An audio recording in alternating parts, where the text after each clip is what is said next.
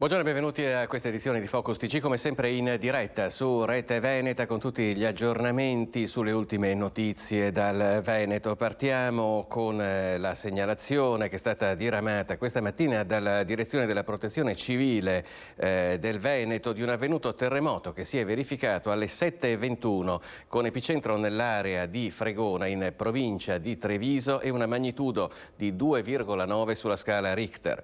La scossa è stata percepita in alcuni comuni delle province di Treviso e di Belluno. Al momento non si segnalano danni.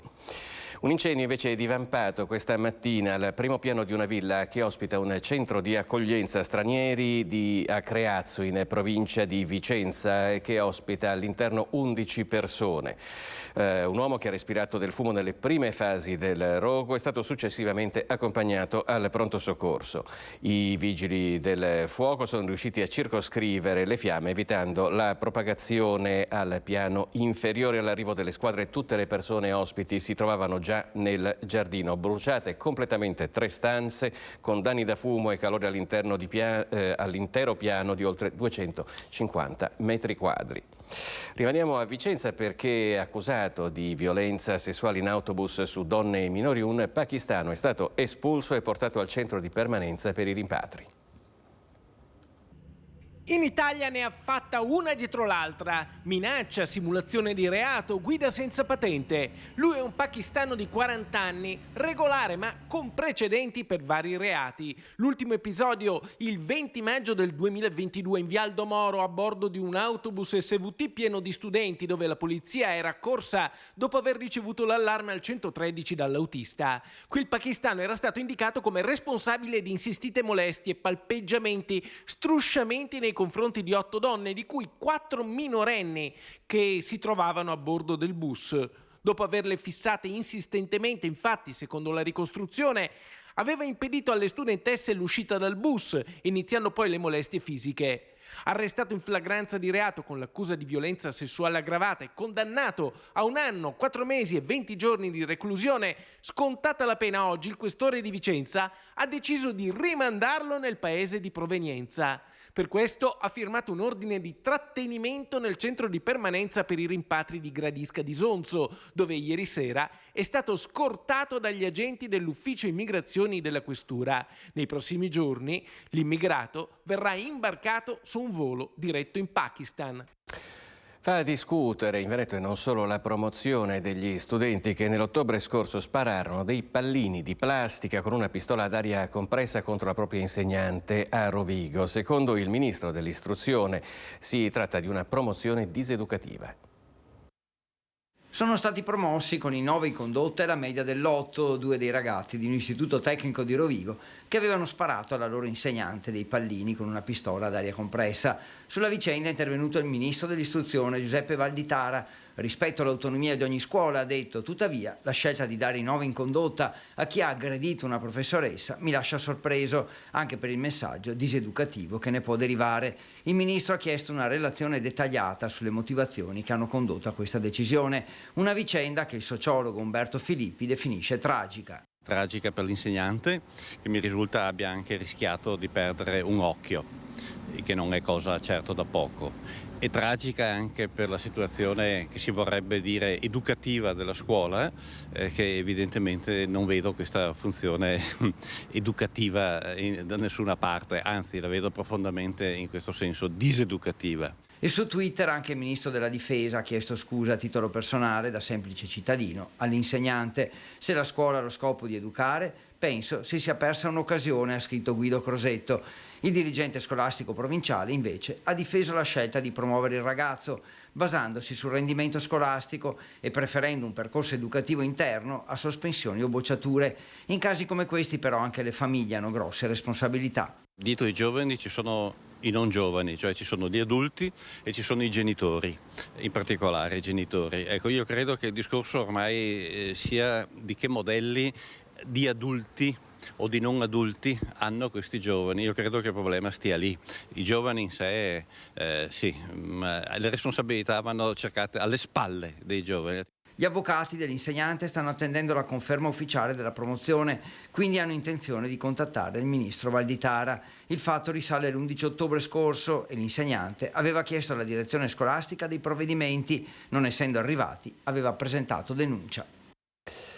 Rimaniamo in un certo senso, anzi senza un certo senso, rimaniamo decisamente in tema perché un gruppo di ragazzi ha fatto esplodere dei petardi durante una corsa di un autobus della mobilità di Marca, la MOM, filmando tutto con il telefono in un video che immediatamente è diventato virale sui social. Aggressioni e disagio giovanile sembrano in aumento anche a Treviso.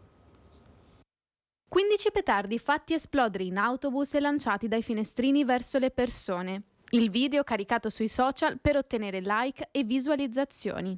Il fatto accaduto a bordo di un autobus MOM nella zona di Montebelluna risale alla metà di aprile.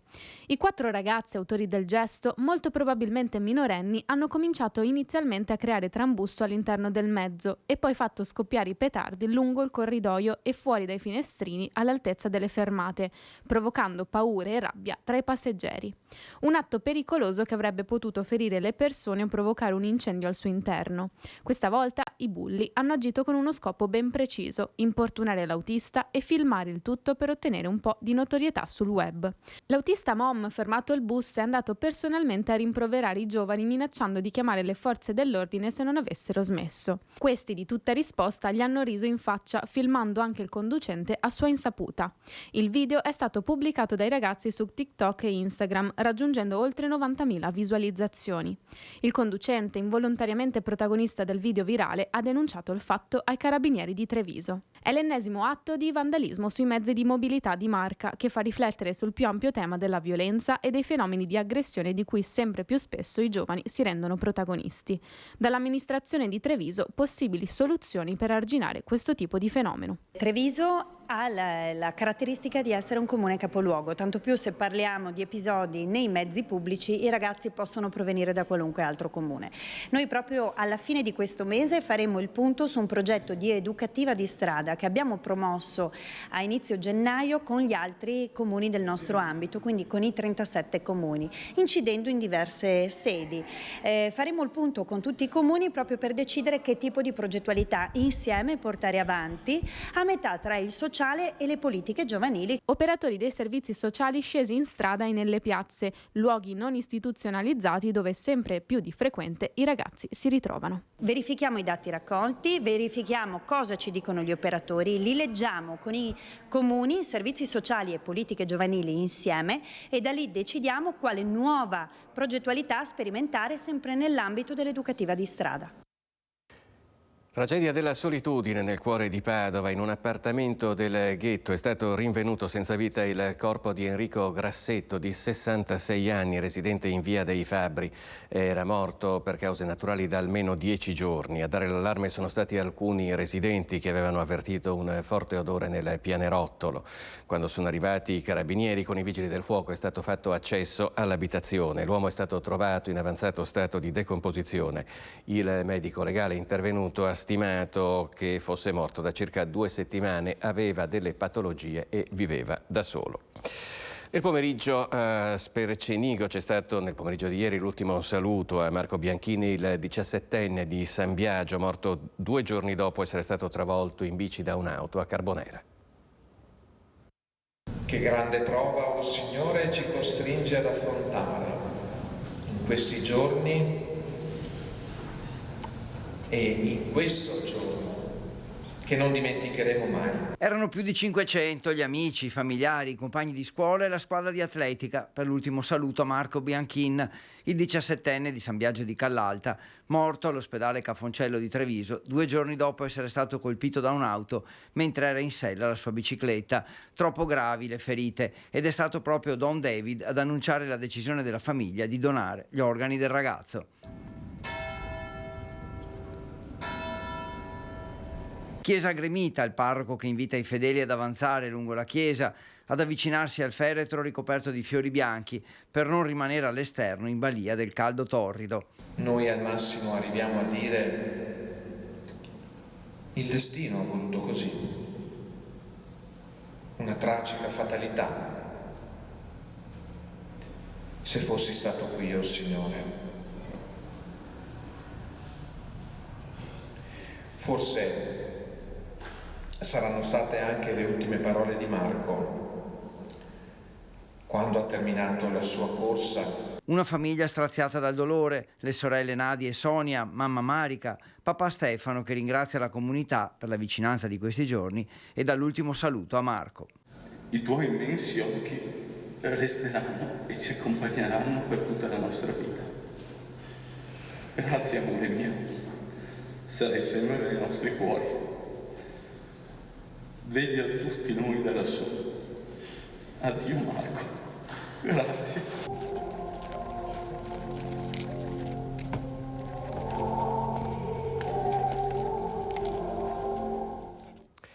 Voltiamo pagina e parliamo di Guardia di Finanza, dell'attività della Guardia di Finanza in Veneto. L'anno passato sono stati individuati quasi 800 evasori totali.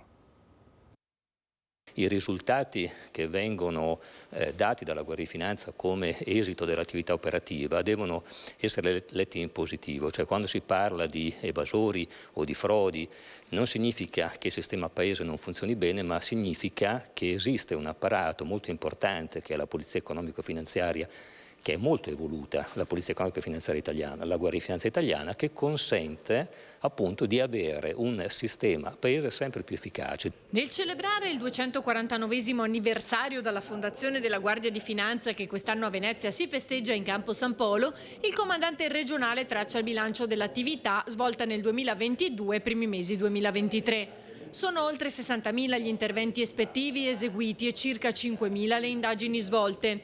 Intensa l'attività di contrasto a frodi ed evasione fiscale che ha portato a individuare 751 evasori totali, 5.000 lavoratori in nero e 62 casi internazionali. Il problema del cosiddetto tax gap è un problema diciamo abbastanza endemico per quanto riguarda l'Italia.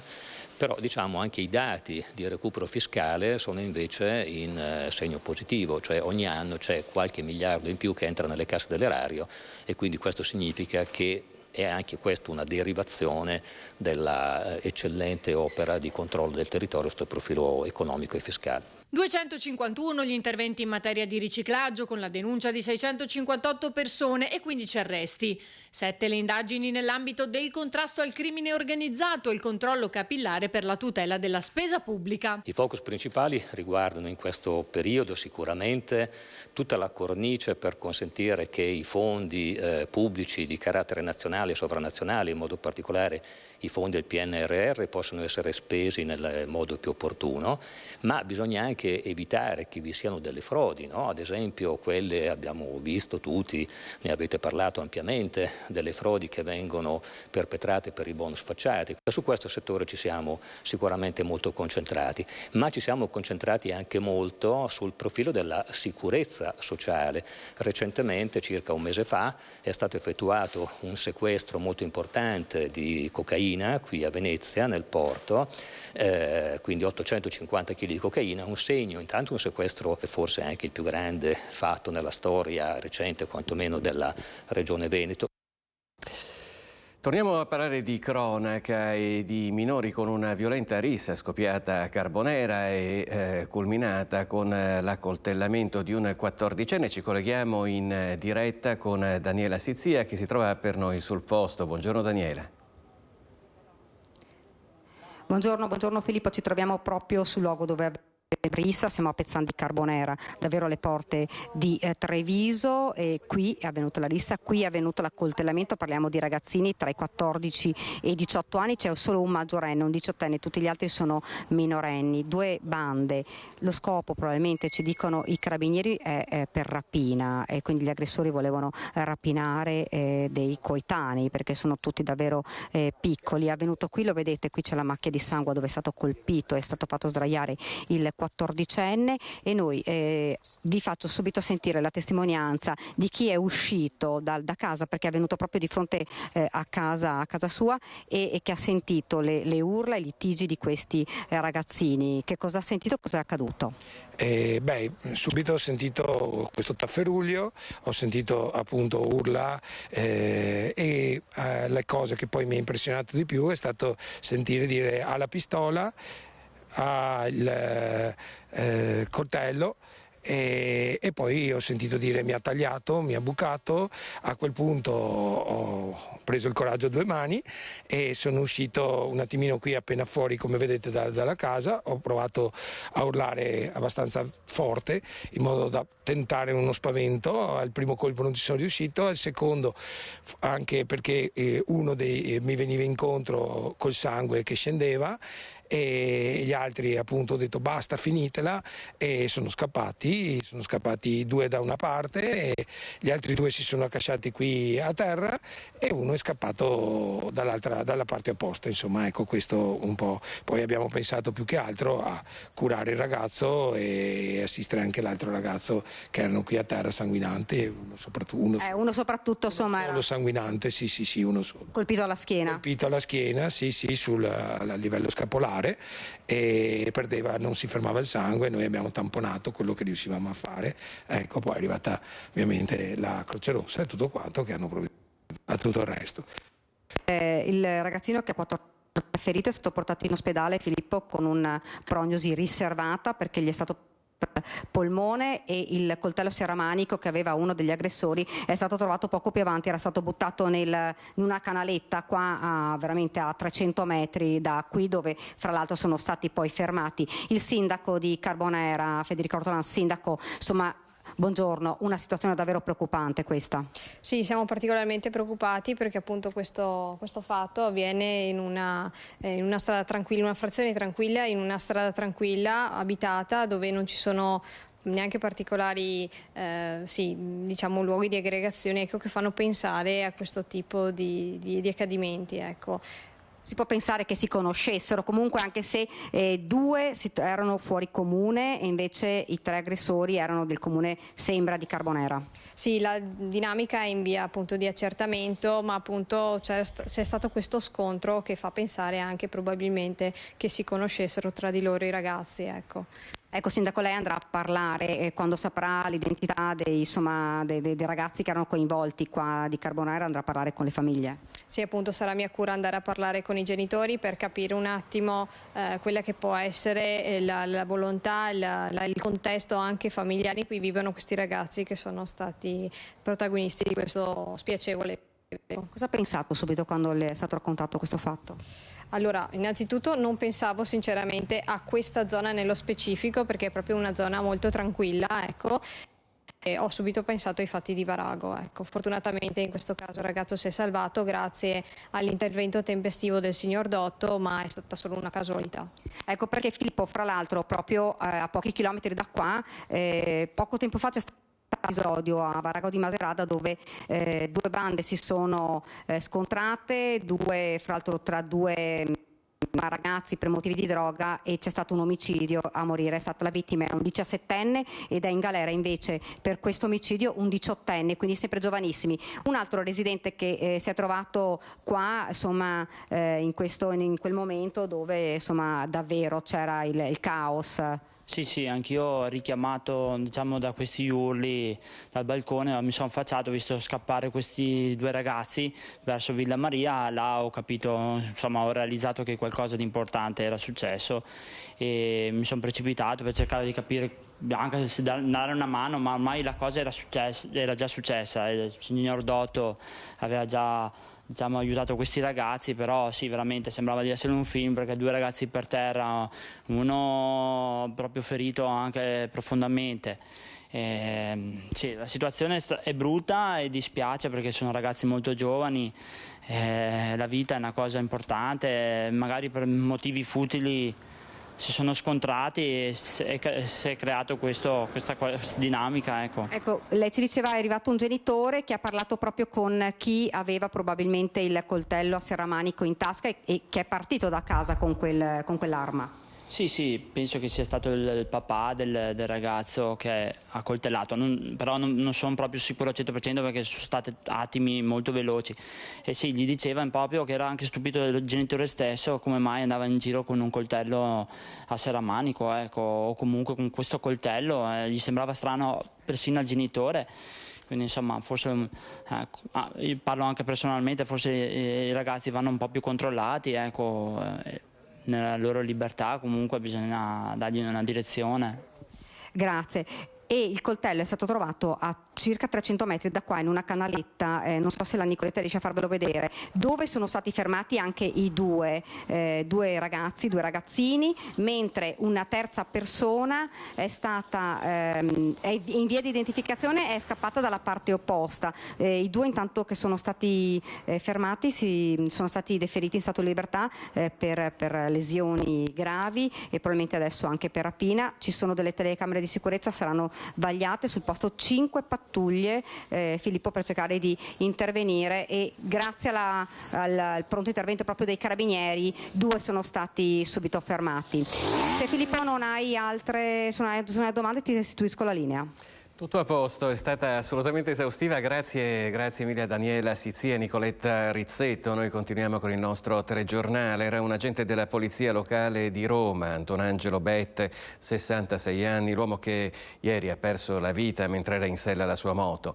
Il motociclista stava viaggiando lungo la pedemontana in direzione Spresiano all'altezza di Altivole. Ancora da chiarire la dinamica dell'incidente, si sta facendo luce se si sia trattato di un malore o di una fuoriuscita autonoma. Medico e infermieri del SUEM 118 hanno tentato per oltre 20 minuti di rianimare l'agente di polizia, ma per lui non c'è stato nulla da fare. Quello di Antonangelo Bette è il primo incidente mortale che si verifica sulla superstrada pedemontana. Sequestravano, picchiavano e legavano le vittime per rapinarle. Salgono ad 8 le persone finite nella trappola del 3 arrestati. Sono 3 arrestati, di cui un minorenne. Si sono difesi dicendo di aver agito per punire i pedofili. Hanno sempre utilizzato lo stesso modus operandi. La loro prima aggressione risale al giugno 2022. Hanno attirato la vittima dopo averla contattata in una piattaforma per soli uomini, facendola cadere nella diabolica trappola. Loro si sono difesi dicendo di aver agito sempre come giustizieri per punire pedofili e omosessuali. Per 6 mesi, almeno per quanto si sa, si sono fermati. Poi l'escalation. Da dicembre si sono scatenati. In 1 mese e mezzo hanno sequestrato, picchiato e rapinato altre 7 persone. Le prime 3 attirate in una zona isolata di campagna a Campigo di Castelfranco, le altre 5 all'interno del casolare a Vedelago, dove sono stati arrestati. Le vittime sono uomini tra i 40 e i 50 anni, liberi professionisti, artigiani e operai. 6 sono trevigiani, un trentino e un vicentino. Un sodalizio criminale che aveva organizzato il piano nei minimi dettagli. Tutto fino al 18 febbraio, quando per i 3 giovani, un 19enne, un 20enne ed un minorenne residenti a Vedelago, sono scattate le manette. I carabinieri hanno fatto irruzione nella casa in costruzione, dove hanno liberato un uomo di 50 anni legato e picchiato a sangue. Lo avevano immobilizzato con uno storditore. In ogni aggressione i 3, con un ruolo ben preciso, si facevano consegnare i bancomat ed il PIN, poi prelevavano varie somme di denaro per un totale di oltre 7.000 euro. Le indagini serrate hanno portato a scoprire dopo l'arresto le altre vittime. 2 persone si sono presentate dai militari dell'Arma per raccontare l'aggressione subita. Gli altri sono stati invece trovati dai carabinieri tramite gli accertamenti sui telefonini degli arrestati. Una volta in caserma hanno raccontato l'aggressione. La posizione dei 3 giovani ritenuti gravemente indiziati dei delitti di rapina aggravata, sequestro di persona, indebito utilizzo di strumenti di pagamento e porto di oggetti atti ad offendere e al vaglio delle rispettive autorità giudiziarie. Dalle indagini è emerso anche che 3 prendevano il cellulare delle vittime, carpivano i contatti privati e poi minacciavano di divulgare tutto se avessero raccontato a qualcuno quello che avevano subito. La vergogna poi ha fatto il resto. I carabinieri non escludono ci possano essere altre vittime. Dalla provincia di Treviso ci spostiamo in provincia di Padova. Rischia il processo l'ex tesoriere del canile di Rubano, accusato di aver sottratto quasi 800.000 euro dalle casse dell'ente.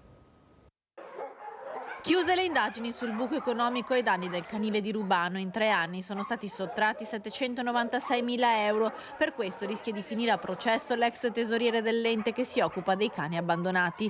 Massimiliano Rinaldi, figlio dell'ex presidentessa Giovanna Salmistraro, per la quale invece è stata richiesta l'archiviazione. Nel 2022 era stata proprio lei ad accorgersi degli ammanchi e prima di inviare le sue dimissioni aveva indicato al Consiglio il figlio come possibile autore di queste perdite di denaro. Al termine delle indagini Rinaldi è stato accusato di appropriazione indebita di 796.501 euro, soldi che avrebbe sottratto a partire dal 2019 per motivi pare legati al gioco d'azzardo. Chi invece andrà sotto processo è l'ex marito e i suoceri di una donna che è stata segregata in casa e picchiata perché non era una buona moglie e una buona musulmana. È successo a Treviso. Maltrattamenti pesanti, botte anche davanti ai figli piccoli, persino la violenza sessuale.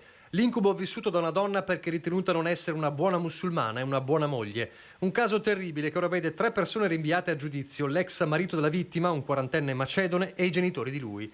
I fatti sarebbero avvenuti alla fine del 2021. Lei, infermiera in una casa di riposo, si trovava a vivere, secondo le indagini della procura, in un nucleo chiuso e rigidissimo che non le consentiva alcuna libertà, nemmeno economica. Nel dicembre di quell'anno sarebbe stata selvaggiamente picchiata in macchina e poi trascinata via da un locale dove aveva trovato rifugio, strattonata per i capelli, dopo un litigio a causa della tessera bancomat che avrebbe dovuto essere usata per l'acquisto di un telefonino e che invece l'uomo le aveva sottratto al momento di pagare. Fatti confermati in un incidente probatorio dei figli, ora in una comunità protetta assieme alla madre. L'ex marito, con alle spalle precedenti per spaccio e un decreto di espulsione, le avrebbe anche imposto rapporti sessuali come punizione per aver trovato alcune foto di lei con i colleghi, spalleggiato nei suoi comportamenti dai genitori, fermi nel far rispettare le arcaiche regole patriarcali. Il processo si aprirà nel marzo 2024. A Padova oggi è stata una giornata di mobilitazione davanti al Tribunale. La protesta delle famiglie arcobaleno cui è stato impugnato l'atto di nascita dei figli. Noi ci colleghiamo con Valentina Visentin e Federico Cibotto. A te la linea, Valentina. Buongiorno da Padova, dal Tribunale. 33 bambini, bambolotti con 33 raccomandate. Questo è il simbolo delle 33 famiglie che in questi giorni hanno ricevuto le raccomandate della Procura, che di fatto cancellano gli atti di nascita, impugnano gli atti di nascita di questi bambini. La manifestazione questa mattina si sta concludendo, è stata molto partecipata, c'erano le famiglie che hanno raccontato le loro storie di famiglie, storie di bambini che potrebbero essere separati e avere un cognome diverso dal proprio fratello. Ma vi facciamo ascoltare la voce di queste famiglie con le loro testimonianze che abbiamo raccolto qui davanti al Tribunale di Padova. Io ne ho 2 e 2 in arrivo dalla mia compagna e non potrò registrarli e quindi non saranno fratelli. Ditemi se è normale questa cosa, diteglielo voi, non voi, che glielo dicano loro a mio figlio di 7 anni che si vanta, che sta per avere 2 sorelle, che non sono le sue sorelle, che glielo dicano. I bambini sanno come si chiamano dal primo giorno, da subito, e appena entrano nel mondo della scuola, nell'armadietto del nido c'è scritto il loro nome e cognome. Ok, anche il bambino che non sa leggere sa che quello è il suo nome e cognome scritto nell'armadietto. Da domani potrebbe essere tolto un cognome nell'armadietto. Le maestre non lo faranno perché le maestre sono più avanti di queste persone, però non è giusto perché loro non sono diversi dagli altri. Laura, tu insieme alla tua compagna, tua moglie, siete state le prime a ricevere questa raccomandata che di fatto divide 2 fratelli. Sì, ma la cosa che mi ha più sconcertato è che è una raccomandata dove si dice che non siamo neppure mogli, ma contesta anche questa dicitura, dove presume che la figlia non avrà nessun tipo di ripercussione, non capisco sulla base di che cosa, e dove il fratello non viene neppure citato. E questo lascia anche presumere che ci saranno addirittura 2 udienze diverse per una stessa famiglia, e questo mi lascia abbastanza sconcertata rispetto a un contesto, a uno Stato che reputavo insomma in prima linea per quelli che sono i diritti civili. La differenza vera è la perdita di tutele che potrà esserci, e che potrà essere anche lunga, perché dal momento in cui perdiamo la registrazione al momento in cui eventualmente riusciremo ad ottenere l'adozione speciale passeranno anche anni. Avete sentito la voce di queste mamme, la loro commozione ma anche la loro preoccupazione per questi figli, bambini che hanno 6-7 anni ma anche più piccolini, e poi l'incertezza per chi invece, per tutti quei bambini che stanno per nascere. La solidarietà alle famiglie arcobaleno è arrivata anche dalla politica, qui l'onorevole del PD Alessandro Zan e l'onorevole del PD Rachele Scarpa. Sentiamo le loro dichiarazioni. Continuerà una resistenza e una mobilitazione fuori e dentro le istituzioni fino a che non sarà data giustizia a queste bambine, a questi bambini e a queste famiglie. I sindaci come Giordani chiedono che venga colmato questo vuoto normativo in modo tale da permettere di continuare le registrazioni. Sì, l'ho detto, noi come Partito Democratico abbiamo presentato più proposte, anche un emendamento recentemente che è stato bocciato dalla destra. Purtroppo la destra usa questi temi come clave ideologica e i diritti umani non dovrebbero essere di parte né di destra né di sinistra. Purtroppo alcuni lo fanno diventare un fatto di campagna elettorale sulla pelle dei bambini e delle bambine, sulla pelle di queste famiglie, e questo lo trovo veramente inaccettabile, al limite del criminale. Senta, come commenta le dichiarazioni del ministro Roccella, che ha detto poi penseremo anche a una sanatoria per i figli, però parliamo nati con gesta GPA? Beh, intanto i figli non sono un abuso edilizio, dunque eviterei di usare la parola sanatoria. Stiamo parlando di vite, stiamo parlando di famiglie. Poi la stepchild, io ricordo che loro durante le unioni civili l'hanno profondamente contestata e adesso improvvisamente diventa la panacea di tutti i mali. Però la stepchild adoption, ovvero l'adozione in casi particolari, richiede anni e anni, sentenze, molti soldi, lungaggini burocratiche, assistenti sociali, psichiatri. Insomma, non si può aspettare che un bambino venga riconosciuto il genitore intenzionale dopo 7 anni di sentenza. Questo è inaccettabile, per cui insomma la Roccella mente sapendo di mentire. Sicuramente oggi siamo al loro fianco, ma anche lo saremo nei prossimi mesi in Parlamento, perché come Partito Democratico porteremo avanti anche a livello parlamentare delle iniziative per sanare il grave vuoto legislativo che in questo momento dà un appiglio concreto a questa destra per cercare di distruggere queste famiglie alle fondamenta. Ma oltre a questa manifestazione davanti al Tribunale, la più simbolica perché ha coinvolto direttamente le famiglie arcobaleno, in città continua la mobilitazione. Il Partito Democratico ha lanciato un'altra manifestazione per domani mattina alle 11 davanti a Palazzo Moroni, quindi la mobilitazione continua. Dal Tribunale di Padova è tutto, restituisco la linea allo studio. Grazie a Valentina Visentini e a Federico Cibotto. Intanto oggi la Corte Europea dei Diritti dell'Uomo è intervenuta sui ricorsi presentati dalle coppie italiane che hanno avuto figli con la maternità surrogata e che non sono stati riconosciuti in Italia. La Corte Europea dei Diritti Umani ha dichiarato inammissibile una serie di ricorsi contro l'Italia di coppie dello stesso sesso che chiedevano di condannare il paese perché non permette di trascrivere all'anagrafe gli atti di nascita legalmente riconosciuti all'estero per bambini nati usando la gestazione per altri, ovvero la maternità surrogata. La stessa decisione è stata presa anche per il ricorso di una coppia eterosessuale. Sostanzialmente la Corte Europea dichiara legittima la decisione del nostro paese di non registrare i bambini nati all'estero con la maternità surrogata, sia per coppie etero che omosessuali.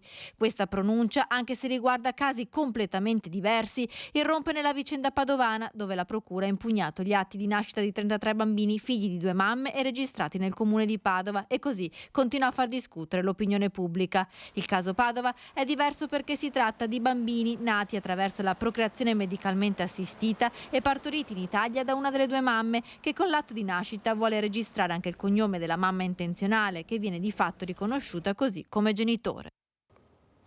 Ultima pagina, parliamo del crollo del ponte Morandi a Genova, un'intercettazione shock pubblicata in esclusiva dal Fatto Quotidiano con le parole di Gianni Mion, ex amministratore delegato di Edizione, la holding dei Benetton, parole datate 2020 che confermano quanto detto dal manager un mese fa al processo di Genova. Sapevamo tutto sui rischi del ponte. Si sapeva da sempre che il ponte aveva un problema di progettazione. Quando abbiamo comprato la società, autostrade, abbiamo detto che ci stava bene così come stava, siccome lo sapevamo che c'era quella cosa ed è stata ampiamente discussa e presentata in molte occasioni, bisognava semplicemente, come nostra responsabilità, dire ragazzi, bisogna rifare sto ponte. E siamo andati. Sì, certo, lo sapevamo. Certo. Sono frasi che aggiungono rabbia e sconcerto quelle che il Fatto Quotidiano pubblica in esclusiva con una intercettazione tra Gianni Mione e Sergio Erede, datata inizio 2020. Esattamente un mese fa, l'ex amministratore delegato di Edizione, la holding dei Benetton, aveva scatenato la bufera al processo a Genova per il crollo del Ponte Morandi, sostenendo come già dal 2010, 8 anni prima del disastro, tutti sapessero dei rischi dell'infrastruttura. Il mio più grande rammarico, aveva detto in aula. Ora queste affermazioni trovano un riscontro ulteriore. L'intercettazione telefonica tra Mione e il consulente legale del gruppo Benetton Sergio Erede va in scena un anno e mezzo dopo la tragedia, quando il governo Conte II agita lo spettro della revoca della concessione autostradale ai Benetton. Mion spiega a Erede quanto il caso Ponte Morandi fosse sul tavolo fin dall'inizio. È stato fatto una riunione, un'indagine in cui c'erano tutti i consiglieri di amministrazione di Atlantia, gli amministratori delegati, direttori generali e management, e loro hanno spiegato che quel ponte lì aveva una difficoltà di progettazione, una peculiarità di progettazione che lo rendeva molto complicato. Allora, quando io ho chiesto all'ingegner Castellucci e ai suoi dirigenti, fra cui l'ingegner Mollo, direttore generale, chi è che certifica la stabilità di sto ponte e l'agibilità di sto ponte, mi è stato detto ce lo autocertifichiamo. Ci ho spiegato? Beh, ho capito, io queste circostanze non le conoscevo. Ma allora bisogna saperle però, perché sennò qua arriviamo a conclusioni pericolose. Durissimo il giudizio sui Benetton dall'allora potente manager. Allora loro adesso hanno individuato giustamente l'inettitudine della famiglia Benetton. Ok, però la famiglia Benetton, nella sua stupidità, può anche dire sì, io mi sono fidato di Castellucci, di Tommasi e di quant'altro, però mi sono fidato anche dei controlli che dovevano esserci. Non ci fu poi alcuna revoca. Il governo liquidò Atlantia, la holding controllata dai Benetton, con oltre 8 miliardi di euro e attraverso la Cassa Depositi e Prestiti si ricomprò Autostrade per l'Italia, accollandosi i debiti e le cause legali. Già però a inizio 2020 Mion era convinto che i gravi inadempimenti, motivo concreto per revocare la concessione, fossero reali, gettando un'ombra scurissima sulla tenuta della rete autostradale allora controllata dalla famiglia di Ponzano. Siccome stiamo parlando di una rete vecchissima che ha mediamente più di 60 anni, praticamente da rifare tutto. In Liguria, piuttosto che in Toscana, piuttosto che in Abruzzo, piuttosto che nel Molise, è tutto a rischio e può succedere di tutto. Cosa facciamo? Ed ora ci spostiamo ad Altavilla Vicentina, cantieri TAV e rischio caos alla circolazione. Questi nodi da sciogliere sulla strada del Melaro, il servizio. Cantieri della TAV e preoccupazione dei primi cittadini per il rischio caos sulla circolazione. Strada del Melaro resta un nodo cruciale per le imminenti cantierizzazioni. I sindaci dei comuni che insistono sul territorio tra Creazzo, Sovizzo e Altavilla hanno sottolineato le loro esigenze affinché l'arteria principale che collega Vicenza ai comuni dell'Ovest vicentino non venga chiusa e avanzano ipotesi alternative. L'ottimale sarebbe la proposta principale che viene svolta, ovviamente perché c'è anche un interesse economico, di chiudere totalmente la strada per 11 mesi. A questa noi non siamo favorevoli per nulla, anzi siamo contrari e preferiamo valutare le altre ipotesi, che sono quella di restringimenti di carreggiata e qualche traffico alternato attraverso semafori o movieri o interruzioni magari notturne sempre sulla provinciale del Melaro, e quindi un mantenimento di questa che è un'arteria assolutamente vitale per il nostro territorio. Altavilla Vicentina rappresenta un imbuto, un corridoio che si restringe in cui gravita la circolazione in uscita da Vicenza, che durante i cantieri dovrà essere assorbita dalle strade secondarie, viabilità comunale che è già stata modificata in attesa del nuovo ponte su via Paganini in previsione per maggio 2024. Fortunatamente la soluzione che abbiamo preso per l'incrocio di via Tabernule con la strada regionale ha fluidificato molto il traffico e quindi per il momento il disagio è relativo. È vero, c'è una svolta a destra obbligatoria che chiede di fare un po' più di strada, tuttavia questo a beneficio però di una fluidità maggiore della circolazione. Altra data importante in termini viabilistici, quella che decreterà l'apertura al traffico del nuovo cavalcaferrovia di Via Battaglia ad Alte di Montecchio Maggiore, i cui lavori sono stati conclusi il 10 giugno e attende l'inaugurazione ufficiale. E ora ci spostiamo a Cittadella. Dopo la notizia dell'archiviazione dell'inchiesta sulla tragedia della Marmolada, parla il fratello di Davide Miotti, morto con la moglie nel crollo del 3 luglio dell'anno scorso. Ritenere che non ci sia una responsabilità di nessuno è per me inaccettabile, perché milioni di metri cubi di ghiaccio, di roccia e di fango non possono crollare da un giorno all'altro. È il duro sfogo di Luca Miotti, che nella tragedia della Marmolada un anno fa ha perso il fratello Davide e la cognata Erika. È inaccettabile, continua Miotti, che il giudice abbia disposto l'archiviazione, inquadrando l'evento come imprevedibile. Era il 3 luglio del 2022, alle 13:45, il disastro. Un'enorme massa di ghiaccio, fango e sassi si stacca dal ghiacciaio della Regina delle Dolomiti e provoca 11 vittime. Non ci credo che la scienza non avesse gli strumenti per accorgersi che se si riduce lo spessore di chilometri nell'arco degli ultimi 30 anni e che le temperature elevate avessero provocato questo famigerato aumento dell'acqua di fusione che avrebbe scavato e quindi avrebbe preparato il crollo, ecco, dal mio punto di vista qualche tecnico o qualche ufficio competente avrebbe dovuto quantomeno ipotizzare un rischio. Un evento prevedibile, dunque, secondo il fratello di Davide Miotti, che non intende mollare e che continuerà a battersi perché si faccia luce sull'accaduto. Ma io sono convinto che con il tempo le cose possono essere rielaborate e rilette, perché in troppo poco tempo si è voluto archiviare, si è voluto chiudere questo capitolo tragico che ha riguardato ovviamente la mia famiglia e quella di Erika. Un dolore enorme, quello delle famiglie delle vittime. Luca Miotti parla di mancata prevenzione di una tragedia che si poteva e si doveva evitare. Il tempo ci darà ragione, conclude, ricordando l'evento in memoria di Erika e Davide, organizzato per il 1° di luglio. Una camminata a Cittadella con partenza alle 20 da Piazza Pero Bon, per non dimenticare i coniugi morti nella tragedia della Marmolada. E allora parliamo di 2 giorni di approfondimento su tematiche sismologiche a Belluno, a darne l'occasione proprio l'anniversario del terremoto che colpì Belluno 1 secolo e mezzo fa. 2 giorni di studio per ricordare il 29 giugno di 150 anni fa, una data in cui forse non molti sanno che un terremoto colpì Belluno. L'epicentro fu in Alpago e le scosse furono tra il 9 e il 10° grado della scala Mercalli e oltre il 6° della scala Richter. Quello che noi abbiamo voluto fare d'intesa con gli ordini professionali e l'Istituto Nazionale di Vulcanologia e Geofisica era quello di dare un patrimonio di conoscenze, di consapevolezza, di storia di quello che avvenne purtroppo di molto tragico, 80 morti, 83 feriti esattamente 150 anni fa. Un terzo degli edifici cittadini venne danneggiato, 8 stabili crollarono e tra quello che crollò ci fu anche l'abside della cattedrale di San Martino.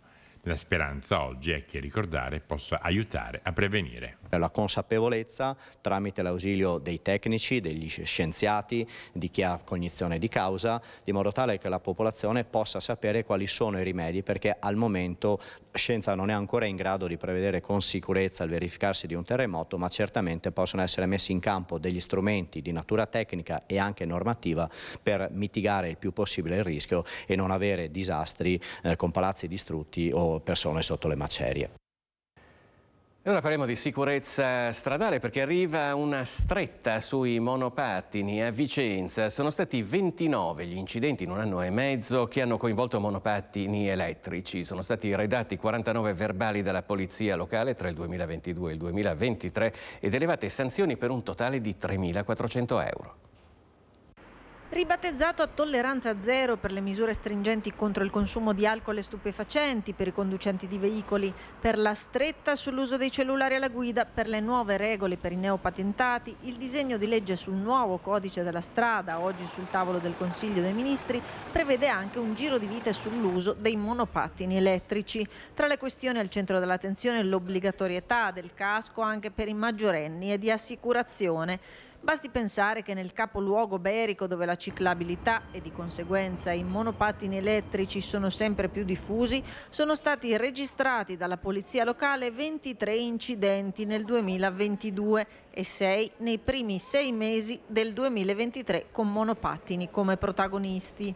Il dramma è che quando parliamo di monopattini l'incidente prevede sempre una persona ferita, quindi infortunata. E spesso abbiamo visto che l'incidente praticamente si realizza tra due veicoli, non per uscite di strada, ma proprio tra una collisione tra monopattino ed un altro veicolo. 38 i verbali relativi all'uso di monopattini elettrici redatti nel 2022 per un importo complessivo delle sanzioni di 2.750 euro. Mentre nei primi 6 mesi del 2023 sono stati redatti 11 verbali per un importo di 650 euro. Tra le violazioni più diffuse quella del trasporto di un passeggero. Per quanto riguarda le sanzioni possiamo dire che la più ricorrente è quella del veicolo che è condotto dal conducente che trasporta un passeggero, quindi monopattino con 2 persone. E non si può fare, oppure il monopattino che circola sul marciapiede, quindi molto pericoloso per i pedoni, o il minorenne che non usa il casco, quindi il minorenne con più di 14 anni che però non usa il casco. Queste diremo che sono le infrazioni più ricorrenti. In alcuni casi, soprattutto in incidenti, abbiamo verificato anche che sono state modificate le caratteristiche costruttive del mezzo, anche questo è vietato.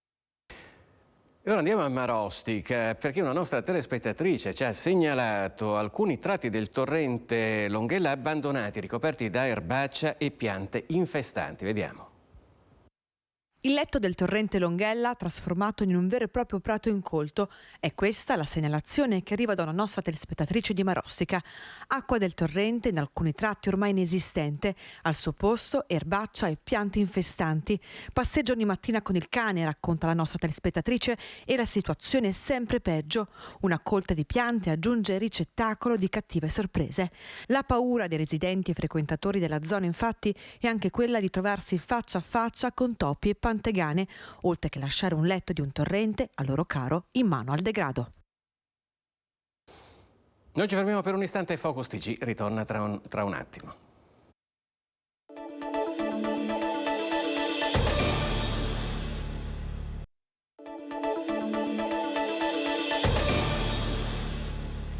Rieccoci nuovamente in diretta con Focus TG, diamo un'occhiata anche ai titoli, alle notizie che stanno dando i quotidiani online del territorio, a partire da questa notizia che riporta il Gazzettino.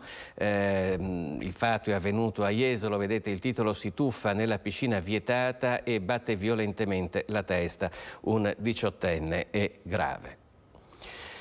Parliamo dei dati della Camera di Commercio, i servizi e le novità in materia di prevenzione della crisi d'impresa. Siamo a Mestre, un'opportunità per intercettare tempestivamente potenziali situazioni di crisi aziendale e sviluppare interventi correttivi.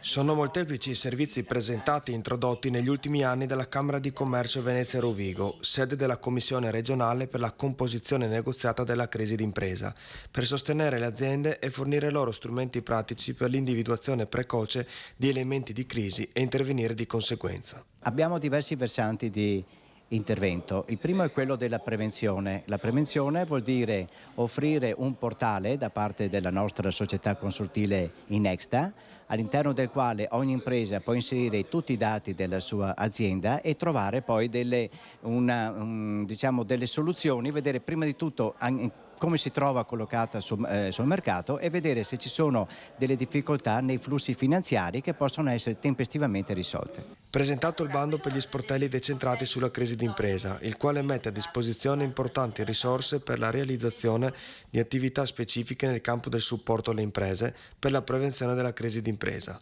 L'obiettivo è divulgare strumenti e conoscenze necessarie a monitorare e consolidare l'equilibrio economico-finanziario e organizzativo delle PMI delle province di Venezia e Rovigo. Sportelli che hanno l'impegno di affiancare le imprese facendole utilizzare una suite finanziaria, una suite digitale che è uno strumento del sistema camerale, al fine di fare una fotografia che possa evidenziare la loro situazione economica, patrimoniale, organizzativa e di merito creditizio.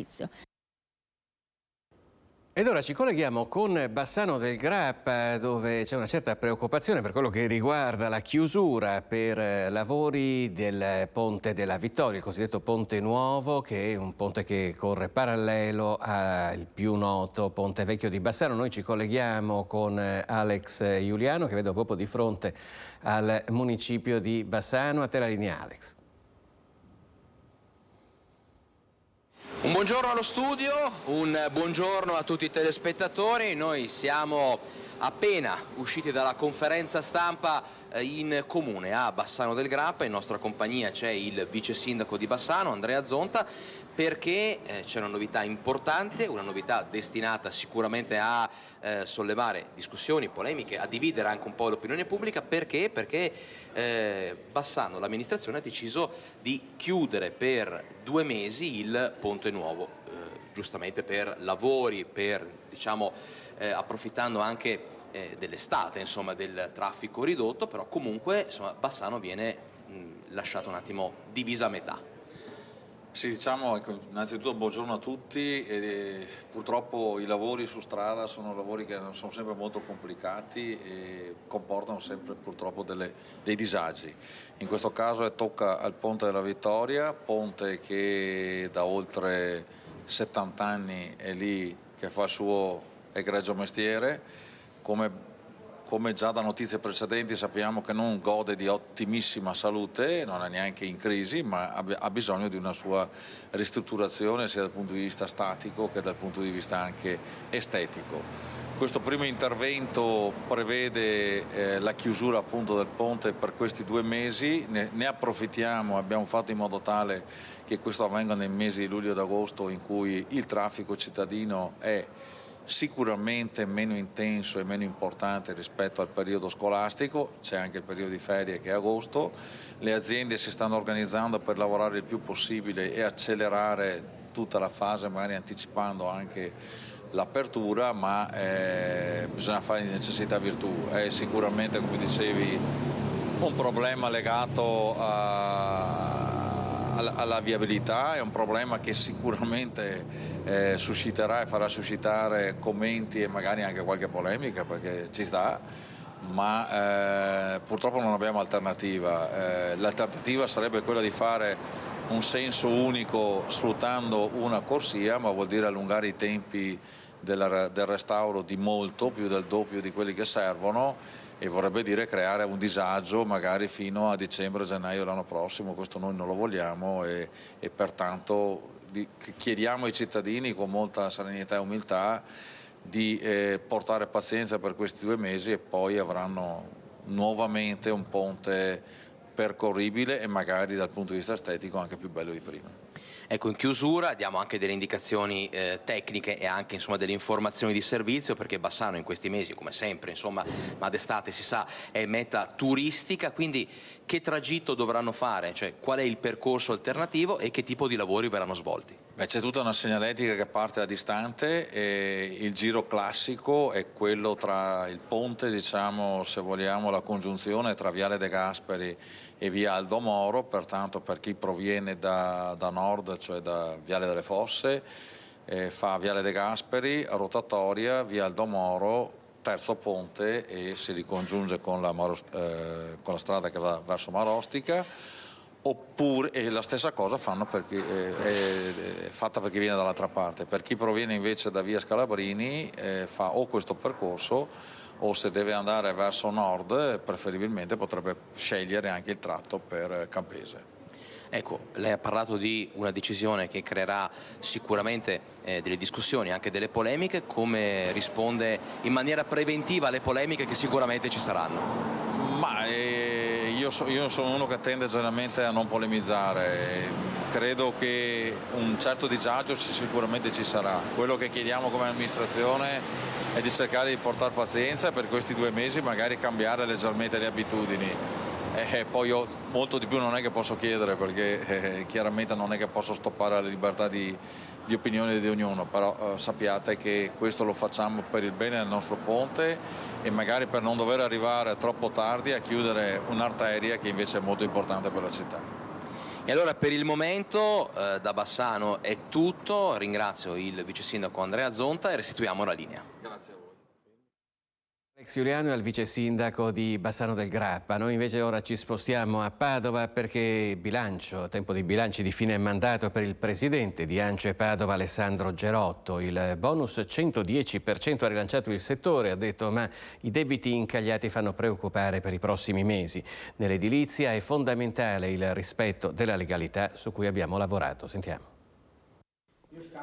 Il settore è florido, i bilanci sani, ma nuvole nere si addensano sull'edilizia. Traccia le somme di fine mandato Alessandro Gerotto, presidente di ANCE Padova, che vede negli alti tassi di interesse che impediscono alle famiglie di accendere un mutuo e fanno aumentare i debiti delle aziende, nei 30 miliardi di euro ancora da incassare dal superbonus, 2 tra i maggiori problemi. Lo sguardo al futuro, ANCE resta fiduciosa. C'è tanto lavoro da fare, abbiamo solo l'imbarazzo della scelta. È chiaro che dobbiamo aiutare le stazioni appaltanti ad appaltare le opere nel più breve tempo possibile. Bisogna aiutare soprattutto chi fa i controlli in cantiere ad essere preparato, perché deve essere rispettato il contratto edile industria. Per questo con i sindacati abbiamo una task force e monitoreremo questo tipo di problematiche, perché non c'è cosa migliore che il controllo giornaliero per tutelare quelli che sono i lavoratori e soprattutto il pagamento degli stipendi in maniera corretta. Dal 1 luglio entrerà in vigore il nuovo codice degli appalti. Dalle aziende un invito al rigoroso rispetto delle regole che permetta però alle imprese di lavorare, imprese che continuano a soffrire per la mancanza di manodopera. Gli immigrati sono una risorsa importante, meglio se andiamo a prendere ed aiutarli direttamente nel loro paese per arrivare qui già preparati, magari conoscendo la nostra lingua, e noi dobbiamo conoscere le loro diciamo così, religioni e il loro modo di pensare, in maniera da preparargli delle case e soprattutto delle scuole che possono accoglierli. Dunque, avevamo dato a inizio telegiornale la notizia di un incendio a Creazzo in un centro di accoglienza per immigrati, ed ecco ci è arrivato adesso il servizio dalla nostra redazione di Vicenza. Creazzo, l'incendio all'improvviso. Sono da poco passate le 7 del mattino quando in via Giovanni XXIII il fuoco divampa al primo piano di una villetta che ospita un centro di accoglienza per stranieri. All'interno ci sono 11 immigrati. I pompieri accorrono con un'autopompa, un'autobotte, l'autoscala e 9 operatori che riescono a domare le fiamme e a circoscrivere l'incendio, evitando che si propaghi al piano terra. All'arrivo delle squadre gli ospiti del centro di accoglienza sono già fuggiti in giardino. Solo una persona ha respirato del fumo nelle prime fasi dell'incendio e per questo viene accompagnata in pronto soccorso per gli accertamenti. Bruciate completamente 3 stanze con danni da fumo all'intero primo piano e al sottotetto. Al piano terra, dove vive una signora disabile, ci sono danni da percolamento. Sul posto i carabinieri e la polizia locale con i responsabili della cooperativa che gestisce il centro di accoglienza. Le cause dell'incendio sono ancora da accertare, ma probabilmente si tratta di un problema elettrico. Adesso sono in corso gli accertamenti per capire proprio l'origine dell'incendio. Fortunatamente non ci sono feriti né morti, quindi sono in attesa di ulteriori sviluppi. Tra poco continueremo a parlare di immigrazione con il vescovo di Padova che ha chiamato a raccolta i sindaci. Nel frattempo però vi faccio vedere questa notizia che appare sul sito online del quotidiano La Repubblica, che riferisce di una dialettica piuttosto vivace all'interno del governo, per usare un eufemismo, messe inchieste, duello di fuoco tra Meloni e Salvini. E lei, chiaramente la Meloni, provoca Salvini, guarda che vi porto portato al voto. 48 ore di fibrillazione per il governo, sotto pressione anche per le vicende Santanchè e Pini, scrive la Repubblica.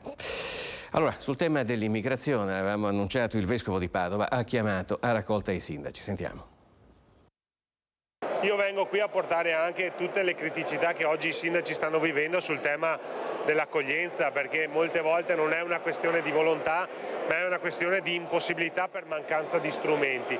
Però credo anche che se agiamo da comunità, se dialoghiamo con le realtà parrocchiali, con la Caritas, con la Croce Rossa, con tutte quelle realtà territoriali che hanno molto da dare su questo tema, riusciremo anche in questo caso a creare un modello veneto di accoglienza degno di quella parola che molte volte è venuta meno, che si chiama dignità.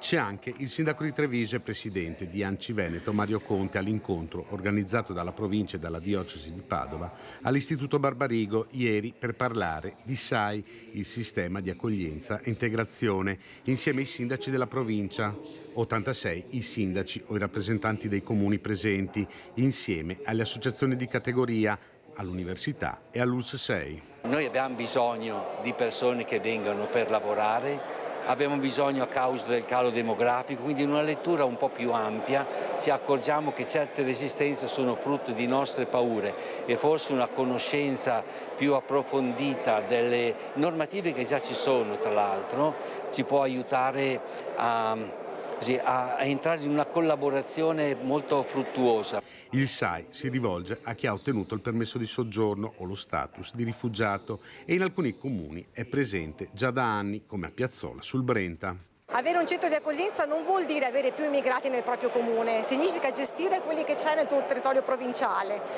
Tanti passaggi, qualcuno è tornato e siamo contenti perché quando tornano è perché si attaccano al territorio e vi assicuro che sono cittadini a tutti gli effetti poi. Un sistema di accoglienza che ha dato i suoi frutti e che potrebbe espandersi nel territorio. Conserviamo una parte di umanità nei confronti dei terzi, se no veramente andiamo in difficoltà. Per cui mi auguro, spero che l'appello che fa il Vescovo sia accettato e seguito dai miei colleghi sindaci. Adesso andiamo a Vicenza, dove ci si comincia a preparare naturalmente per ospitare la Donata Nazionale degli Alpini dell'anno prossimo. Dopo il cambio di amministrazione comunale da Ruco a Possamai continua la programmazione dell'evento. Il nuovo sindaco ha incontrato il presidente nazionale dell'ANA, Sebastiano Favero. Adunata Nazionale 2024. Vicenza si prepara, la macchina organizzativa avanza. Cambio della guardia a Palazzo Trissino. Le elezioni amministrative decretano un nuovo sindaco, una nuova giunta, un nuovo consiglio comunale. Ma le penne nere marciano compatte verso il maggio del 2024. E l'ultimo passo è l'incontro tra il nuovo sindaco di Vicenza, Giacomo Possamai, e il presidente dell'Associazione Nazionale Alpini, Sebastiano Favero, accompagnato dal presidente ANA Montepasubio, Lino Marchiori, e dal presidente della Dunata Alpini 2024, Maurizio Pinamonti. Al tavolo siedono anche l'assessore ai grandi eventi, Leone Ziglio, e il capo di gabinetto, Sandro Pupillo. Proseguiamo il lavoro avviato dalla precedente amministrazione nel mettere le basi per una Dunata straordinaria. Va di scena il primo incontro, il primo confronto sull'organizzazione della Dunata Nazionale che Vicenza ospiterà dal 10 al 12 maggio del 2024. È stato messo a fuoco il percorso dello sfilamento, che potrebbe coinvolgere anche Campomarzo, la rotatoria con il monumento alpino davanti alla stazione, e Viale Roma. La priorità per oggi è organizzare l'accoglienza delle centinaia di migliaia di visitatori tra penne nere, familiari, amici e turisti che animeranno il grande evento. Sarà un weekend di impegno eccezionale per i vicentini, perché chiaramente ci saranno centinaia di migliaia di persone che arrivano e dovremo saperle accogliere come sappiamo fare noi, con il sorriso e con l'orgoglio di essere una città che guarda alla sua storia, al suo rapporto con gli alpini, ma che guarda anche al futuro. Venerdì 10 e sabato 11 maggio in città dovrà esserci un'atmosfera consona all'evento, con canti tipici alpini. Tutto dovrà essere organizzato in sintonia con i commercianti del centro storico. Abbiamo sviluppato i temi più importanti relativi al percorso, relativi all'ospitalità, relativi anche al modo e alle modalità dell'accoglienza. Ecco, con l'idea nella zona rossa il venerdì e il sabato, di fare in modo che ci sia l'accesso e ci siano canti tipicamente alpini, in modo da creare quel clima alpino che veramente caratterizza le nostre adunate. E quindi magari in sintonia con gli operatori del centro di poter poi insieme costruire 2 serate veramente alpine per tutta la città di Vicenza. Ed ora ci spostiamo a Mestre per una raccolta di firme che è iniziata per una proposta di legge di iniziativa popolare per una maggiore democrazia nei posti di lavoro. Vediamo di cosa si tratta.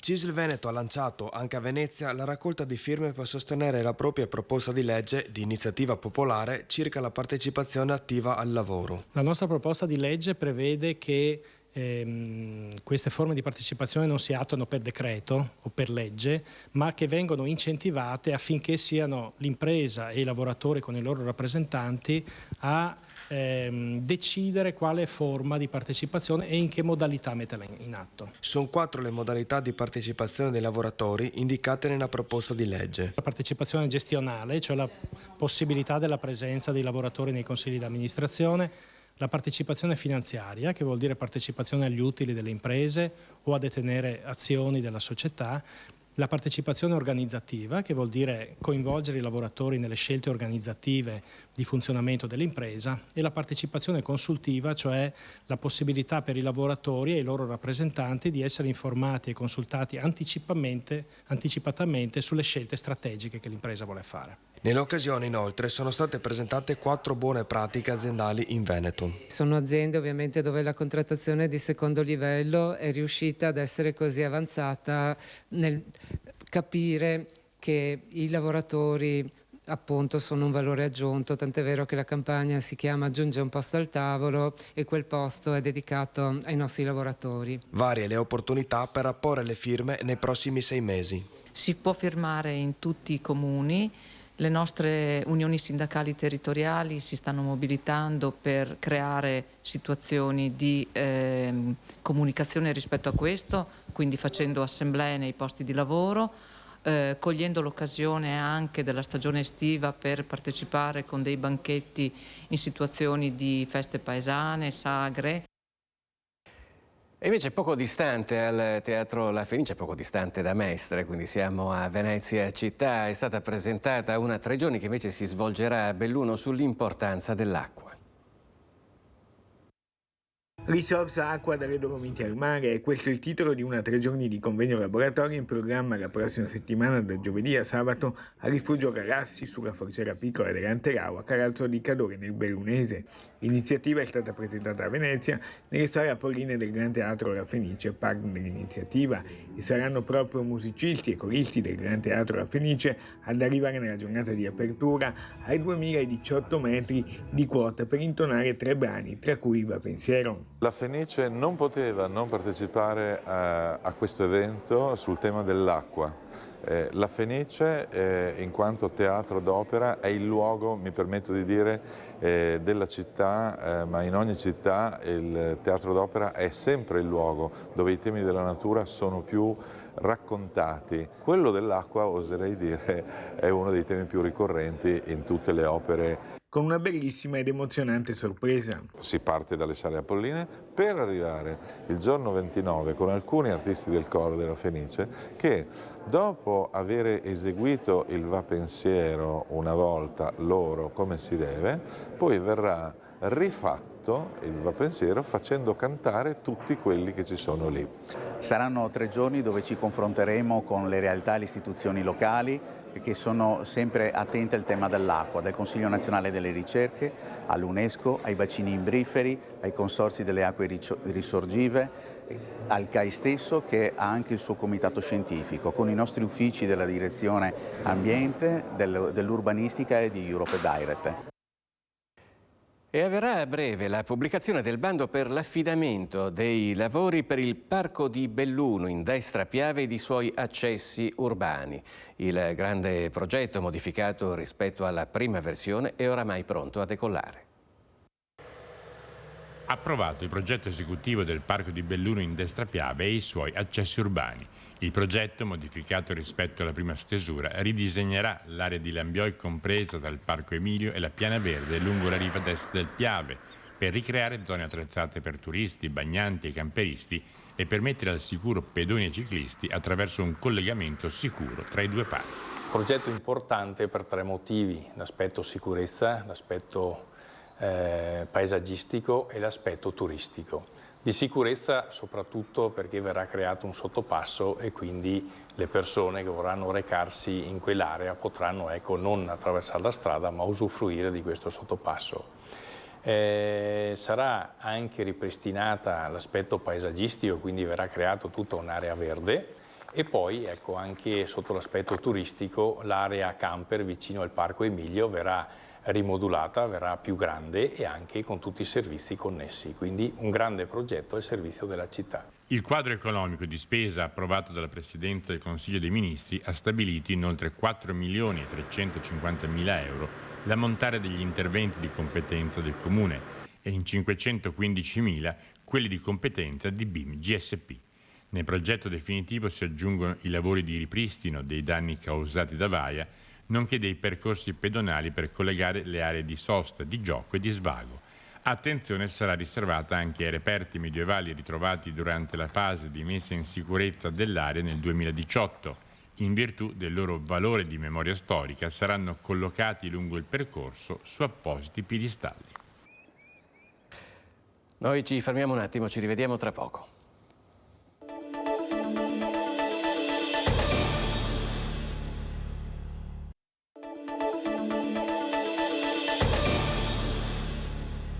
Eccoci nuovamente in diretta con Focus TG. Andiamo al carcere di Santa Maria Maggiore di Venezia, dove si sono verificati 2 suicidi in appena 15 giorni ed è stata la notte scorsa una notte di tensione. Sentiamo anche l'appello della CGIL.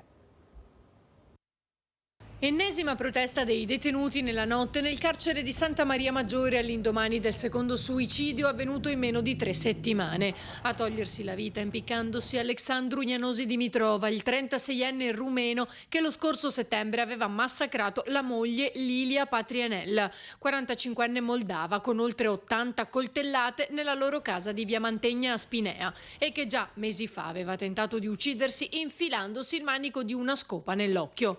Una situazione, quella all'interno del carcere, sempre più fuori controllo, come denunciano ormai da troppo tempo i vari sindacati, e che mette a dura prova il poco personale di polizia penitenziaria in servizio. Il personale della polizia penitenziaria ormai è sotto stress completo. Oltre alla gravissima carenza di personale, stiamo parlando di 222 detenuti presenti e scarsi 70 agenti di polizia penitenziaria, vuol dire che il rapporto ormai è diventato fuori misura. Allora chiediamo che si apra un tavolo politico nella città di Venezia, perché la politica se ne deve prendere carico. Noi non possiamo lasciare ai margini, perché dentro quel carcere ci sono persone, ci sono, c'è la vita anche delle persone. Ecco, noi non possiamo abbandonarli in questo momento e dobbiamo in tutti i modi cercare di essere vicino a quelle persone che stanno soffrendo, in particolar modo la polizia penitenziaria e i detenuti a loro volta, perché non c'è un sistema in qualche modo che educa quelle persone a una vita migliore. Lo scorso 6 giugno a togliersi la vita in carcere era stato Bassem Degaci, il 39enne al quale era stata revocata la semilibertà all'indomani del blitz dei carabinieri in via Piave a Mestre per una misura cautelare in carcere disposta in merito a reati commessi nel 2018. Bassem, che stava cercando di ricostruirsi una vita anche lavorando, non ha retto all'idea di dover restare in carcere e dopo aver telefonato alla moglie disperato si è tolto la vita. Ieri pomeriggio però il Tribunale del Riesame di Venezia ha annullato proprio quell'ordinanza, restituendo la libertà a 3 spacciatori. Con tutta probabilità anche per Degaci sarebbe andata allo stesso modo. Ormai è troppo tardi. I nostri infermieri sono tra i meno pagati in Europa. A lanciare l'allarme la CISL, che ha effettuato anche una ricerca nel merito che è stata presentata pochi istanti fa a Mestre. Noi ci colleghiamo proprio con Mestre, dove si trova per noi Ilaria Marchiori. A te la linea, Ilaria. Buongiorno allo studio, buongiorno ai nostri telespettatori. Ci troviamo qui nella sede della CISL di Mestre per parlare di un problema che riguarda infermieri, operatori sociosanitari nelle strutture della nostra regione, ovviamente anche della provincia di Venezia, perché quello che è emerso da uno studio, da una ricerca effettuata, è che risultano effettivamente sottopagati rispetto ai loro colleghi di altri paesi d'Europa. Allora siamo qui insieme a Dario De Rossi della segreteria generale della CISL di Venezia. Benvenuto De Rossi. Allora, qual è la situazione? La situazione è abbastanza drammatica sotto molti aspetti, quindi abbiamo fatto un focus per cercare di capire quali sono le motivazioni che portano infermieri e OS a essere molto carenti su tutto il territorio nazionale, ma in particolare nella nostra provincia. Abbiamo fatto un'analisi, ci siamo resi conto che un OS prende in media 1.100 euro al mese se è un tempo pieno nel privato che possono essere cooperative, case di riposo, mentre se andiamo nel pubblico già lo stipendio sale un pochino, ma parliamo di 1.250. A questi soldi possono essere poi aggiunti eventuali indennità di notturni e festivi, ma non è che fanno proprio la differenza. Mentre se parliamo di un infermiere partiamo dai 1.250 nel privato per arrivare circa ai 1.600 euro nel pubblico. E qui già abbiamo fatto un raffronto rispetto alla media dati Istat che ci sono nella nostra provincia dei lavoratori dipendenti e vediamo già che su un reddito medio di un infermiere lordo di 26.000 euro vediamo già che il reddito invece provinciale si attesta intorno ai 35.000 euro e già qui si inizia a vedere una discrepanza notevole. E quindi rispetto allo studio si cerca di capire perché questa professione non è attrattiva. Se poi prendiamo in considerazione che l'operatore sociosanitario per poter esercitare deve fare un corso di 18 mesi a pagamento, costa all'incirca 2.000 euro, l'infermiere invece deve fare un percorso di laurea e quindi anche lì con dei costi e anche lì comunque molto impegnativo perché comunque parliamo di una laurea di primo livello. E quindi è evidente che probabilmente i giovani sono attratti da altre professioni perché adesso i corsi di laurea che su richiesta del sindacato, la CISL in primis, sono stati incrementati i posti della laurea in infermieristica, quindi sono state un po' allargate le maglie, paradossalmente abbiamo meno iscrizioni di quelli che sono poi i posti resi a disposizione e questo chiaramente sta generando un problema perché da qui a 6-8 anni abbiamo fatto uno studio, anche a livello regionale ci sono moltissimi infermieri che vanno in pensione, già oggi ne mancano 8.000 nel Veneto e quindi siamo molto preoccupati di quello che succederà nel prossimo futuro. Tra l'altro dal Covid ad oggi sono molte anche le segnalazioni che ci arrivano di carenza di personale e quindi di conseguenza anche turni massacranti. Sì, assolutamente, perché un po' è il cane che si morde la coda. Gli operatori e gli infermieri sono sempre meno. Chiaramente i turni negli ospedali piuttosto che nelle RSA comunque bisogna coprirli perché sono dei servizi alla persona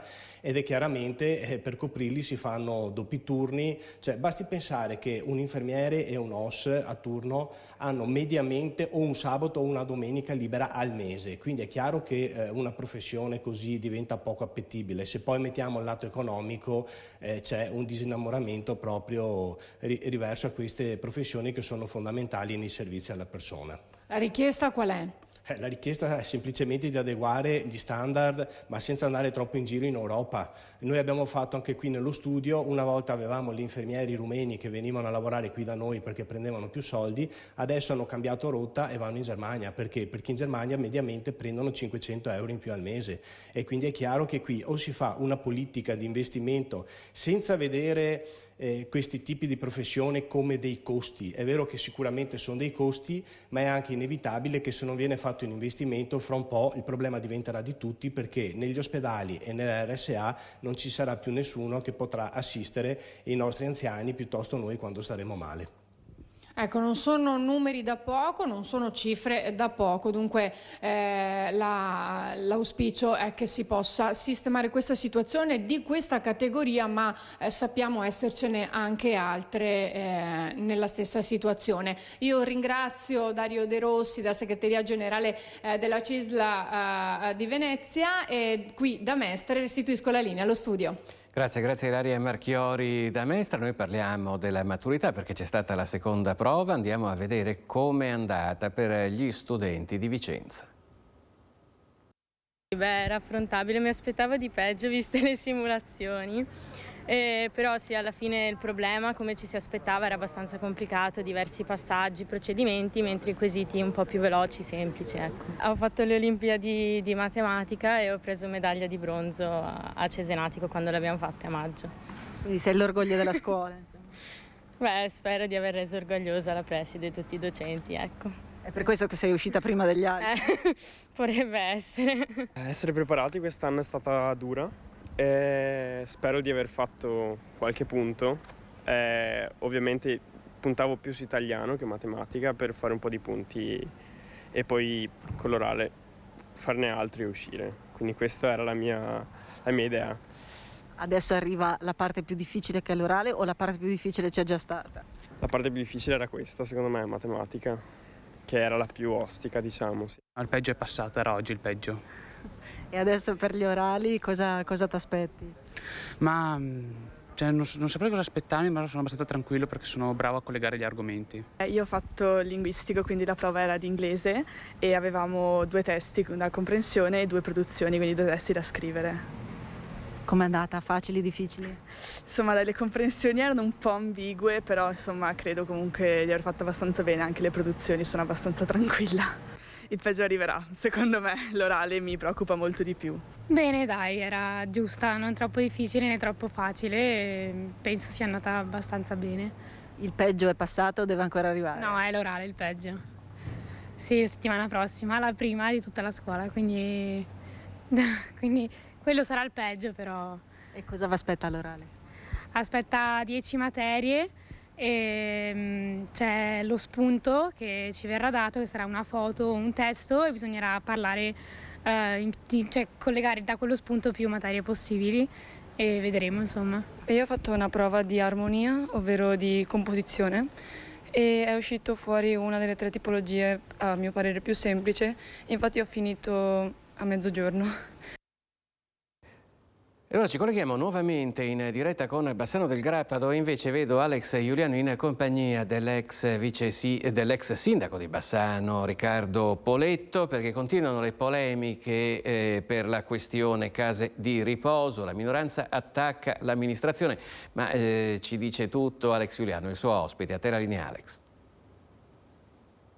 Un buongiorno allo studio da Bassano del Grappa, dove non si placano di certo le polemiche che ruotano attorno al presente e al futuro delle case di riposo ISAC e a alcune scelte che l'opposizione contesta apertamente, o perlomeno insomma su cui invita a riflettere. Noi siamo in compagnia del ex sindaco di Bassano, Riccardo Poletto. Partiamo proprio dalla questione ISAC e dalla scelta di costruire questo nuovo edificio, questa nuova struttura, abbandonando Villa Serena. Ma allora, che Villa Serena sia un edificio difficile da gestire è chiaro a tutti, però che i problemi di Villa Serena siano legati esclusivamente a un edificio, questo assolutamente non corrisponde al vero. Ma la cosa che ci stupisce di più è che in questo annuncio della volontà di costruire un nuovo edificio a fianco di Sturm Pazzaglia, dell'altra sede dell'ISAC, si prevedono in questo edificio molti posti in meno rispetto a quelli che attualmente sono liberi in Villa Serena o disponibili a Villa Serena. Quindi non si capisce perché l'ISAC propone di costruire un nuovo edificio, ma facendo un grande passo indietro e lasciando per strada almeno, secondo i nostri conti, 150-160 posti che non troverebbero appunto spazio nel nuovo edificio. Parallelamente però arriva un'altra notizia che forse spiega la prima, cioè che nella volontà di rivedere il piano urbanistico ex piano Marpi, P4 Parolini, insomma il complesso piano urbanistico lungo la ferrovia che dovrebbe poi anche dar vita a una nuova strada, lì si scopre che l'amministrazione sta trattando col privato per permettere di fare non soltanto strutture residenziali, non soltanto strutture commerciali, ma anche strutture di servizi alla persona. Ora, questo non sarebbe un problema in sé se non fosse legato con la prima notizia, per cui la domanda che ci poniamo noi, che ci stanno ponendo molti bassanesi, è questa: non è che la volontà politica sia di fare arretrare il pubblico, l'IPAB bassanese, l'ISAC, su un settore strategico enorme per socio-assistenziale, che è appunto l'assistenza agli anziani, per far spazio al business dei privati, business legittimo per carità di Dio, ma se entra in concorrenza col pubblico, non se si sovrappone al pubblico quando il pubblico fa il passo indietro e, approfittando di una crisi di anni che va avanti in modo particolare a Villa Serena, abbandona il campo. Insomma, avete sentito, la questione a Bassano è questa, il dubbio è questo, legato anche alla ricostruzione che ha fatto Riccardo Poletto. Perché queste scelte? Cosa c'è dietro queste scelte? E in molti bassanesi temono appunto un passo indietro del pubblico proprio per lasciare spazio al privato, e qui si apre il discorso che noi di Rete Veneta stiamo portando avanti, raccogliendo le tante segnalazioni, le tante voci dei cittadini proprio sul discorso sanità privata e assistenza pubblica. Insomma, di questo ne continueremo a parlare, sicuramente se ne continuerà a parlare qui a Bassano, dove le polemiche, possiamo dire, sono appena iniziate. Noi ringraziamo Riccardo Poletto e restituiamo la linea allo studio. Grazie Alex Giuliano e a Riccardo Poletto. Noi ci spostiamo sulla strada del Santo, perché a Cadone che saranno attivi 2 nuovi autovelox sui 50 km/h. L'ok della prefettura e il comune è arrivato dopo che più di 80 famiglie di Cadoneghe avevano sottoscritto una petizione chiedendo il rispetto dei limiti di velocità in questo tratto di strada del Santo diventato di competenza del comune. A ridosso del centro abitato e con la presenza di numerose intersezioni, anche le rilevazioni di giorni scorsi hanno permesso di accertare come il rispetto dei limiti di velocità, 50 km/h essendo centro abitato, fosse ignorato da molti automobilisti che qui toccavano anche i 100. Per questo da venerdì 23 giugno diventano operativi 2 rilevatori della velocità autorizzati dalla prefettura, sentito il parere della polizia stradale. I 2 autovelox sono stati posizionati all'altezza del chilometro 6+150, vicino all'incrocio con via Donizetti, e al chilometro 7+057 nei pressi di un noto locale. Il sindaco di Cadoneghe, Marco Schiesaro, ricorda: la sicurezza dei cittadini è sempre al primo posto. I rilevatori di velocità devono servire come deterrenti per far rispettare il limite consentito, con l'auspicio che le sanzioni arrivino a 0. Con questo servizio di Chiara Gaiani da Cadone che si conclude questa edizione di Focus TG. Vi ricordo che il prossimo appuntamento con l'informazione di Rete Veneta questa sera a partire dalle 18:50 con il telegiornale di Bassano del Grappa, a seguire il telegiornale di Vicenza. Grazie per averci seguito, arrivederci.